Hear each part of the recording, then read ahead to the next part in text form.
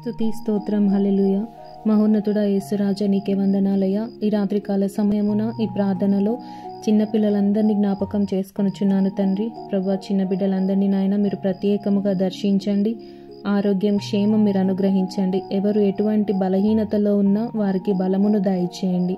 అనారోగ్య సమస్యల నుంచి విడుదల కలగచేయండి. ఎటువంటి బలహీనత వారిలో ఉన్న తీసివేయండి.